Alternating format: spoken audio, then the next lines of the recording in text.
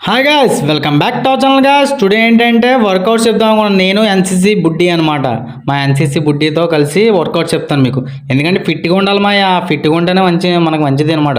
First starting side stretchings అంటే ఏం లేదు, కాలు రెండు చాపి చేతులు ముందుకు పెట్టి ఒక సైడ్కి అలా కింద దిగాలన్నమాట.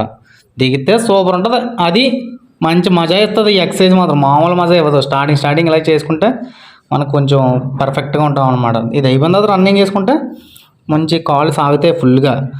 ఫస్ట్ ఆఫ్ ఆల్ చేయాల్సింది ఏంటంటే స్ట్రెచ్చింగ్స్ మంచిగా చేయాలి. స్ట్రెచ్చింగ్ చేసి రన్నింగ్ చేస్తే అదిరిపోద్ది అనమాట. నేను ఆపలేడు, ఇంకా దూసుకెళ్ళిపోతాను రన్నింగ్లో ఫుల్గా. నేను మా ఫ్రెండ్ చేస్తున్నాం, మా బుడ్డి అనమాట, ఎన్సీసీ బుడ్డి. ఓకేనా. ఇది ఎక్కడ చేస్తున్నామంటే మన ఆచార్య నాగార్జున యూనివర్సిటీ గుంటూరు సింథటిక్ ట్రాక్లో చేస్తున్నాం ఇది మాత్రం.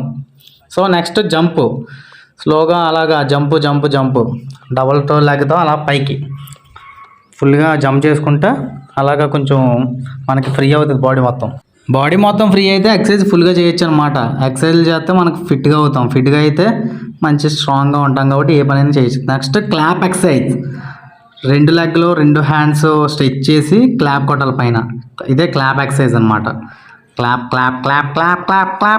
క్లాప్ ఎక్సర్సైజ్ చూసారా. క్లాప్ ఎక్సర్సైజ్ ఇలా చేస్తూ ఉంటే ఏంటంటే ఫిట్నెస్ పెరుగుతుంది అనమాట. ఫిట్నెస్ లెవెల్స్ పెరుగుతాయి మనకి. నేను ఈరోజు నుంచే స్టార్ట్ చేశాను కదా, మనం అలా ఫిట్గా ఉంటాం కాబట్టి మీరు కూడా ఫిట్గా ఉండాలని మీకోసం. Next front and back stretch. మన లెగ్స్ ఫ్రంట్కి బ్యాక్కి స్ట్రెచ్ చేస్తే, ఫ్రంట్ అండ్ బ్యాక్ స్ట్రెచ్లు చేస్తే మనకి లెగ్స్ స్ట్రాంగ్గా ఉంటాయి. లెగ్స్ స్ట్రాంగ్గా ఉంటే ఇంక అన్నీ వాట్ ఎవర్ మేబీ. నెక్స్ట్ ఇది అయిపోయిన ఫ్రంట్ అండ్ బ్యాక్ ఎక్సర్సైజ్లు అయిపోయిన వెంటనే మనకేంటంటే నెక్స్ట్ ఎక్సర్సైజ్ కోసం మరి చూడాలి. నెక్స్ట్ ఎక్సర్సైజ్ ఏం చేస్తామో ఏంటో. జంప్ చేసుకుంటే మొత్తం లెగ్లన్నీ పర్ఫెక్ట్గా బాడీలో ఉన్న పార్ట్స్ అన్నీ అలా అటు మంచిగా వర్కింగ్ ప్రాసెస్ అవుతుంది అనమాట. స్లో జంపే, పెద్ద ఏం చేయక్కర్లేదు. నార్మల్ జంప్ చేసుకుంటే బ్రీతింగ్ కంట్రోల్ అవుతుంది. రెస్పిరేటరీ సిస్టంలో బ్రీతింగ్ ఓవర్గా కాకుండా కంట్రోల్ అవుతుంది. నెక్స్ట్ వచ్చి రొటేషన్స్. హీల్ రొటేషన్ అనమాట. Heel rotation clock wise rotation చేయొచ్చు, అలాగే యాంటీ క్లాక్ వైజ్ రొటేషన్ చేయాలన్నమాట. క్లాక్ వైజ్ చేసినాం కదా, ఇప్పుడు యాంటీ క్లాక్ వైజ్ చేస్తే ఫస్ట్ ఒక లెగ్ చేస్తాం. ఆ లెగ్ అయిపోయిన తర్వాత ఇంకో లెగ్ అనమాట. తర్వాత అదే లెగ్ ఫ్రంట్ అండ్ బ్యాక్, అదే ఉంది కదా మనకి హీల్, ఆ ఫ్రంట్కి బ్యాక్కి ముందుకి బ్యాక్కి మూవ్ చేయాలన్నమాట. నెక్స్ట్ లెగ్ మళ్ళీ ఇది క్లాక్ వైజ్ అయిపోయాక మళ్ళీ యాంటీ క్లాక్ వైజ్ అయితే మళ్ళీ ఫ్రంట్కి బ్యాక్కి. అర్థమైంది కదా ప్రాసెస్ మీకు.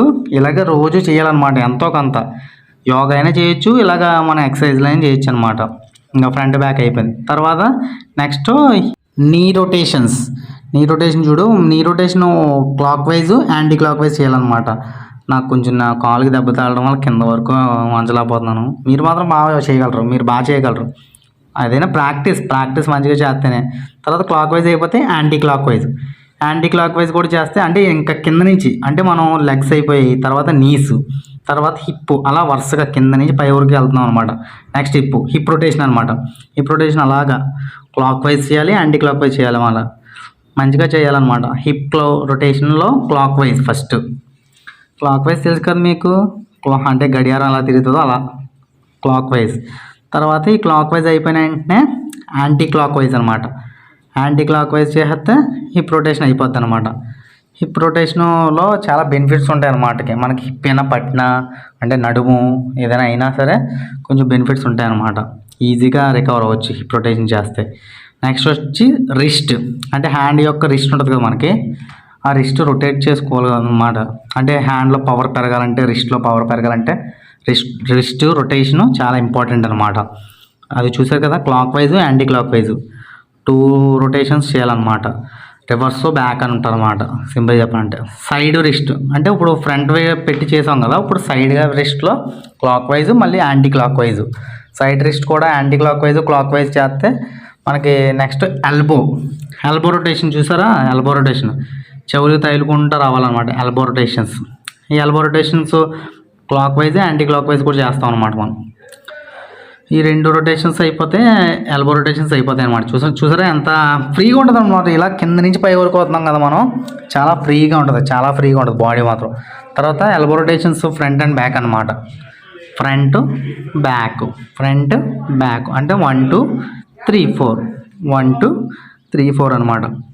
ఎల్బో రొటేషన్స్ కూడా పర్ఫెక్ట్గా కంప్లీట్ అయిపోయింది. సో హెడ్ రొటేషన్ చాలా చాలా చాలా చాలా ఇంపార్టెంట్ అన్నమాట. హెడ్ రొటేషన్లో ఫస్ట్ క్లాక్ వైజ్ చేస్తాం. హెడ్ రొటేషన్ క్లాక్ వైజ్ చేస్తే చాలా చాలా ఇంపార్టెంట్. ఎందుకంటే మనకి హెడ్ పడుతుంది, మెడ పట్టింది అంటారు కదా, ఇవన్నీ ప్రాబ్లమ్స్ తీరిపోతాయి అనమాట. Head rotation is very very important అనమాట. మనకి హెడ్ ఏక్లు ఇవన్నీ వస్తున్నాయి కదా, ఇవేం రాకుండా క్లాక్ వైజ్ చేస్తాం. అలాగే యాంటీ క్లాక్ వైజ్ అయిపోతే హెడ్ రొటేషన్లో మళ్ళీ ఫ్రంట్ అండ్ బ్యాక్ చేస్తాం. ఇంకొకటి ఏంటంటే యాంటీ క్లాక్ వైజ్ అనమాట. ఇంకో ఫ్రంట్ బ్యాక్ హెడ్ రొటేషన్స్ అయిపోతే తర్వాత హాఫ్ రొటేషన్స్ ఉంటాయి అన్నమాట. హాఫ్ రొటేషన్స్ అదిగో, లేదా లెఫ్ట్ టు రైట్ అంటే సైడ్ బై సైడ్ రొటేషన్స్ అనమాట. తర్వాత హాఫ్ రొటేషన్స్ ఎలా అంటే కొంచెం ఇలా కింద నుంచి పై వరకు పూర్తిగా కాకుండా కొంచెమే చిన్న హాఫ్ సర్కిల్ తిప్పుతాం అనమాట. అదిగో అలా హాఫ్ సర్కిల్, ఫుల్గా కాకుండా హాఫ్ సర్కిల్ ఫ్రంట్కి అలాగే బ్యాక్కి హాఫ్ సర్కిల్ మొత్తం అయిపోయింది. హెడ్ రొటేషన్స్ అయిపోతే హాఫ్ సర్కిల్ అయిపోయింది head rotations. Next opposite toe touch అంటే 2 లెగ్స్ స్ట్రెచ్ చేసి టో టచ్ చేయాలన్నమాట. అంటే అది కూడా ఆపోజిట్గా ఒక హ్యాండ్ స్కైని చూపించాలి, ఒక హ్యాండ్ టోన్ టచ్ చేయాలి. ఒక హ్యాండ్ స్కై చూపించాలి, ఇంకో హ్యాండ్ టోన్ టచ్ చేయాలన్నమాట. ఆ విధంగా ఆపోజిట్ టో టచ్ అయిపోతే నెక్స్ట్ ఇది ఆపోజిట్ టో టచ్ ఏంటంటే ఫ్రంట్ చేస్తున్నాం కదా, ఈ ఫ్రంట్ అయిపోతే హీల్ టచ్ చేస్తాం అనమాట ఆపోజిట్లో. ఇదిగో చూసారా, ఈ ఆపోజిట్ హీల్ టచ్, అదిగో బ్యాక్ టచ్ అవుతుందా, అలాగా మీరు కూడా ట్రై చేయాలి, మీరు కూడా చేయాలి అందరూ. ఆపోజిట్ హీల్ టచ్ మనకి హెల్తీగా ఉండాలంటే ఇలాంటి ఎక్సర్సైజ్ చేయాలి పక్కాగా. ఎండాకాలంలో చేస్తే ఇంకా ఫాస్ట్గా ఫ్యాటీ కరుగుతుంది అనమాట. నెక్స్ట్ వచ్చి 4 కౌంట్ ఎక్సర్సైజ్. 1 2 3 4 బ్యాక్.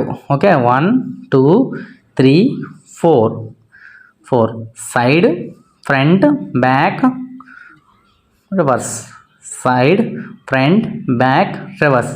ఇదే 4 కౌంట్ ఎక్సర్సైజ్ అనమాట. 4 కౌంట్ ఎక్సర్సైజ్ కూడా చాలా ఇంపార్టెంట్. మొత్తం నరాలన్నీ మొత్తం స్ట్రెచ్ అయిపోతాయి ఫుల్గా, చాలా చాలా ఫుల్గా నరాలు మొత్తం ఈజీగా స్ట్రెచ్ అయిపోతాయి అనమాట 4 కౌంట్ ఎక్సర్సైజ్లో. దీని తర్వాత ఏంటంటే kick and opposite toe touch. ఇంకో ఆపోజిట్గా టోన్ టచ్ చేస్తాం చూసాం, కిక్ చేసి ఇది kick and opposite toe touch. అలాగే దీని తర్వాత మళ్ళీ రివర్స్లో వచ్చేస్తాం, అదే పొజిషన్లో రివర్స్లో అలాగే రివర్స్లో వచ్చేస్తే కిక్ అండ్ ఆపోజిట్ బాగా లెగ్లు స్ట్రెచ్ అవుతాయి అన్నమాట. ఇది నెక్స్ట్ ఫైనల్గా మనకు నచ్చినాయి పుషప్స్ చూసారా, బాగా స్ట్రెచ్ చేసి ఇంకా స్టార్ట్ చేయడం. 1 2 3. ఎనీవే అందరూ ఇలాగే చేయండి, పుషప్స్ అన్నీ చేయండి. చేస్తే ఏంటంటే మనకి చాలా ఫిట్గా ఉండం, చాలా ఫిట్గా ఉండడం వల్ల ఏంటంటే ఉపయోగం, మనం ఎక్కువ కాలం బతుకుతాం, అలాగే ఎక్కువ పనులు చేయొచ్చు, ఎక్కువ స్ట్రెస్ లేకుండా పీస్ఫుల్గా వెళ్ళిపోద్ది. అలాగే మెంటల్ స్ట్రెస్, ఫిజికల్ స్ట్రెస్ అలాంటివి ఏమి ఉండకుండా హ్యాపీగా అయిపోద్ది. Anyway thank you so much guys.